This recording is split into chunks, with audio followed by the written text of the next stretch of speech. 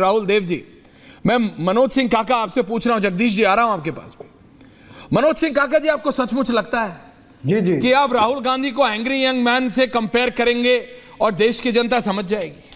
आपको बीजेपी को घेरना है तो घेरिए ना नौकरियों पे, आपको बीजेपी को घेरना है तो घेरिए ना प्राइस राइज पे, आपको बीजेपी को घेरना है तो घेरिए ना कि तुमने कहा था कि इतनी सड़कें बनाओगे, कितनी बनी हैं? तुमने कहा था इतने करोड़ों लोगों के घर तक बिजली पहुंचेगी, पानी पहुंचेगी, पानी पहुंचेगा, नहीं पहुंचा। आप किन बातों पे घेर रहे हैं?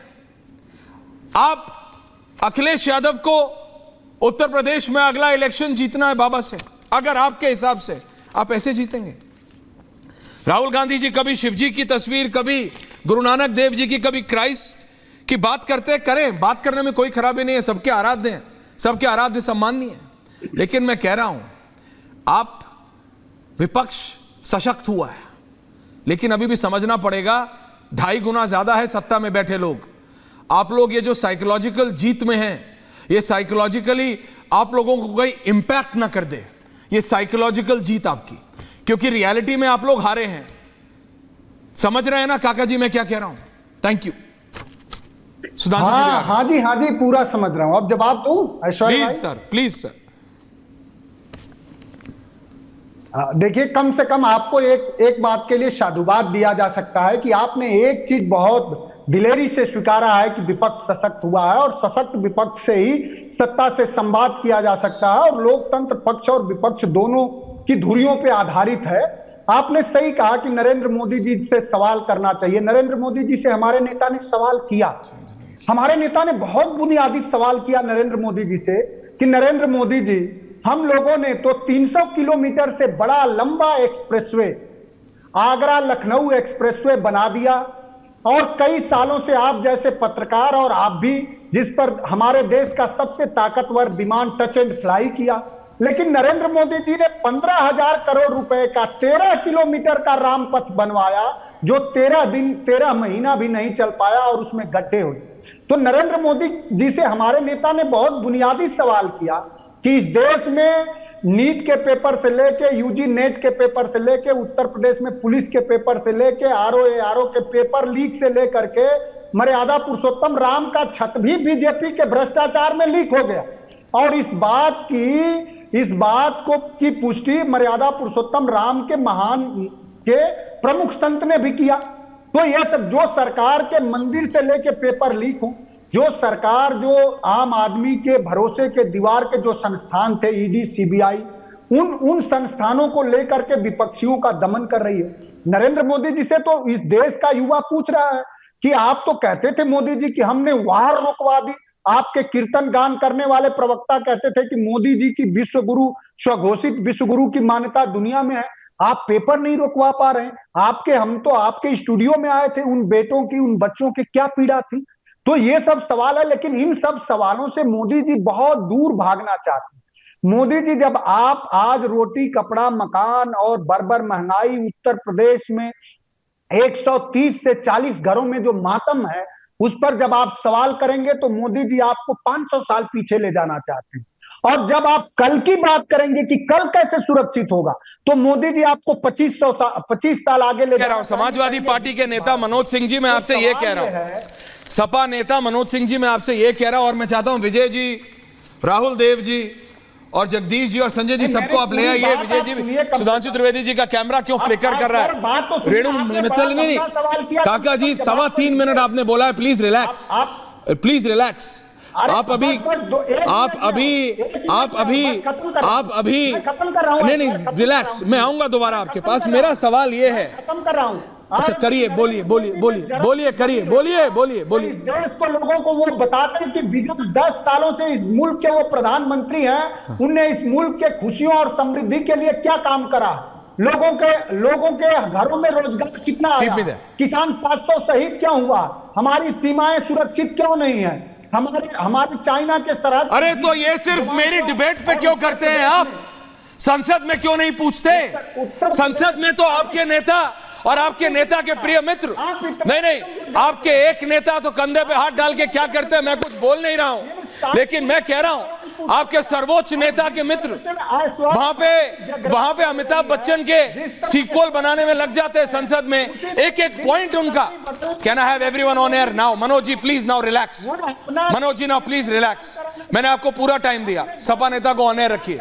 राहुल देव जी, रेणु मित्तल जी, जगदीश जी, विजय त्रिवेदी जी, सबको लाइए ऑन एयर। सुधांशु जी, विपक्ष कह रहे हैं कि हम अपना काम कर रहे हैं, हमारे नंबर बड़े हैं, हम सशक्त हुए हैं, और जैसे ही हम सशक्त हुए हैं वो कह रहे हैं कि आपको दिक्कत होने लगी है, आप सवाल नहीं हमें, आप हमारे सवालों से थोड़ा हड़बड़ाने लगे हैं। विपक्ष कह रहा है कि वो लगातार 5 साल तक सवाल उठाएगा। जी प्लीज बोलिए, जवाब दीजिए। Thank you. देखिए, सवाल उठाएं, बिल्कुल संसद में हक है, परंतु जो आचरण दिख रहा है उसमें उच्छृंखलता और उद्दंडता अधिक दिख रही है। ये इको हो रहा है, जरा इसको ठीक करवा दीजिएगा। राहुल गांधी जी ने बोला 90 मिनट शांतिपूर्वक उनको सुना गया। खड़गे जी ने बोला राज्यसभा में 90 मिनट, उनको पूरा शांतिपूर्वक सुना गया। मगर जब प्रधानमंत्री जी ने बोलना शुरू किया लोकसभा में, अब देखिए वही हरकत फिर यहां पे हो रही है। ये बोले मनोज जी बीच में नहीं, हम लोगों ने बोला, अब ये करना शुरू हो गए। आप बोलिए ऑन टॉपिक। दर्शकों को ये प्रमाण दे रहे हैं, करोड़ों दर्शक ऑन टॉपिक। Thank you. कि जो इन्होंने संसद में किया वो इन्होंने किया। अब मैं बता रहा हूं, देखिए प्रधानमंत्री जी ने बोला, लोकसभा में पूरे उनके उद्बोधन के दौरान नारेबाजी होती रही। राज्यसभा में उन्होंने बोला थोड़ी देर ये लोग शांत रहे, पहले नारेबाजी और फिर वॉकआउट कर गए। पिछली लोकसभा में भी आप याद करिए, जो अंतिम सत्र था उसमें भी प्रधानमंत्री जी के दोनों सदनों में उद्बोधन के दौरान नारेबाजी करते रहे। अरे भाई, आप सवाल पूछते हैं, जवाब तो सुनिए। जवाब सुनने से पहले भाग क्यों जाते हैं? इसका अर्थ ये हो गया कि सवाल के जवाब में नहीं, बवाल के असबाब में आपकी ज्यादा इंटरेस्ट है। इसीलिए हम ये कहना चाहते थे, जैसे उन्होंने नीट का प्रश्न पूछा, मणिपुर का प्रश्न पूछा, प्रधानमंत्री जी ने हर चीज का उत्तर दिया, परंतु ये अपनी बढ़ी हुई ताकत का इस्तेमाल झूठ के लिए कर रहे हैं। राहुल गांधी जी ने लोकसभा में खड़े होकर कहा कोई एमएसपी नहीं दी जा रही, जो सरासर झूठ था। कृषि मंत्री ने तुरंत कहा कि एमएसपी 2.5 गुना बढ़ी है और 23 फसलों पर एमएसपी दी जा रही। ऐसे सदन के पटल पे खड़े होकर झूठ नहीं बोलना चाहिए। फिर उन्होंने कहा अग्निवीर को कोई कंपनसेशन नहीं मिला। रक्षा मंत्री ने खड़े होकर कहा कि जिस अग्निवीर का अजय कुमार का वो जिक्र कर रहे थे, 1 करोड़ रुपए का कंपनसेशन मिला। तो सदन के पटल का झूठ के लिए प्रयोग नहीं करना चाहिए। और झूठ की इंतहा तो यह हो गई कि राहुल गांधी जी भगवान की फोटोएं लेके आने लगे।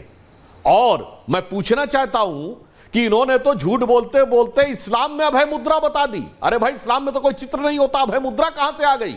और मजे की बात है, ना किसी उलेमा ने, ना उलेमा काउंसिल ने, और ना किसी मुस्लिम पर्सनल लॉ बोर्ड ने कोई बयान दिया, और कोई होता फतवा जारी हो गया होता। चलिए कोई बात नहीं, आप कहते हैं भगवानों की फोटो दिखा के आप आचरण कर रहे हैं। लोकसभा अध्यक्ष ने कहा कि यह तरीका ठीक नहीं है, आप फोटो दिखा रहे हो और फिर नीचे रख रहे हैं। तो कहते हैं मेरे मन में भक्ति है। अरे भाई, भक्ति है तो आपने ईश्वर के नाम की शपथ नहीं ली।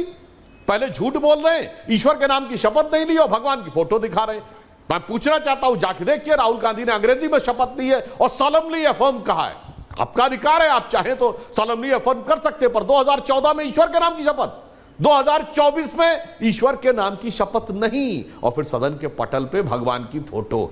यह होती नाटकीयता। आपको इस नाटकीयता के लिए नहीं चुना गया है। आप गंभीरता से सवाल पूछिए, गंभीरता से उसका आचरण करिए। आप उस पद पर आकर बैठे हैं जिसके ऊपर अटल बिहारी वाजपेयी, लाल कृष्ण आडवाणी जी, सुषमा स्वराज जी, अरुण जेटली जी, जसवंत सिंह जी जैसे लोगों ने गंभीर आचरण से अपना वातावरण बनाया है। और अंदर लाइटर नोट में कह दूं, मनोज काका जी कितने भी खुश हो, काका जी को भी भापिए।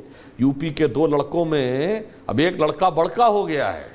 अब अखिलेश जी से ज्यादा बड़ा स्टेटस राहुल जी का हो गया है। अखिलेश जी अगर वहीं रहते तो बेहतर था, कम से कम उत्तर प्रदेश विधानसभा में नेता प्रतिपक्ष बने रहते। अब यहां वो आ गए, राहुल गांधी जी नेता बीच में नहीं, काका जी आऊंगा। और दोनों लोग जो एक साथ आए हैं, जो प्रधानमंत्री जी ने आज अपने उद्बोधन में कहा, कांग्रेस पर जीवी पार्टी हो गई।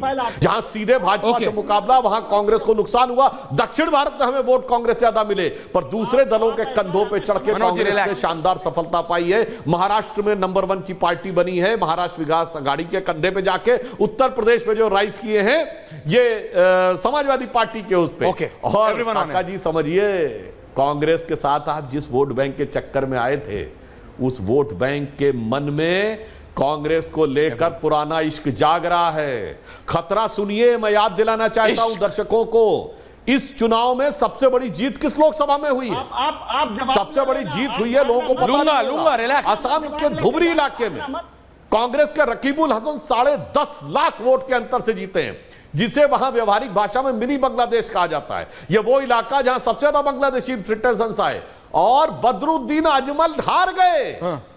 भैया ये AIUDF पार्टी थी। आप संसद में डिबेट के लिए तैयार हैं सुधांशु जी? वो किनारे